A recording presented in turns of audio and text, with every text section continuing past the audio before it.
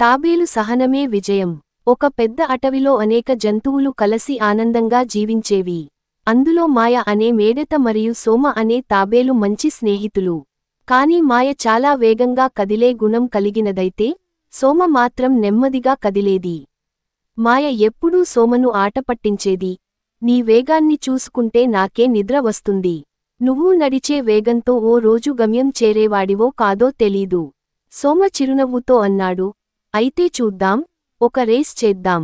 ఎవరు గెలుస్తారో చూడాలి. రేస్ ప్రారంభం. అటవిలోని జంతువులందరూ ఈ కొత్త ఛాలెంజ్ గురించి విని ఆశ్చర్యపోయాయి. ఎలా ఉంటుంది ఈ పోటీ అని అందరూ ఆసక్తిగా ఎదురు చూశారు. రేస్ మార్గాన్ని నిర్ణయించారు. పెద్ద చెట్టు నుంచి నదికి చేరే వరకు పరిగెత్తాలి. రేస్ ప్రారంభమైంది. మాయ ఒకే లాఫ్లో ముందుకెళ్ళిపోయింది. కాని తాబేలు తన నెమ్మదితనాన్ని మార్చకుండా ఓర్పుతో ముందుకు సాగసాగాడు. అహంకారం సమస్య అవుతుంది. మాయ చాలా ముందుకెళ్ళాక వెనక్కి చూసి, తాబేలు ఎంత వెనుక ఉన్నాడో చూసింది. ఇతను ఇప్పుడే ఇక్కడే ఉన్నాడా? రేస్ అయిపోయినంత పనిగా ఉంది అని తనలోనే నవ్వుకుంది. కాస్త విరామం తీసుకోవాలని, కొంత సేదతీరాలని ఓ చెట్టు కింద కూర్చుంది. తదుపరి ఏమైందో? సేదతీరుతూ ఆమెకు నిద్రపోయింది. సహనం గెలుస్తుంది.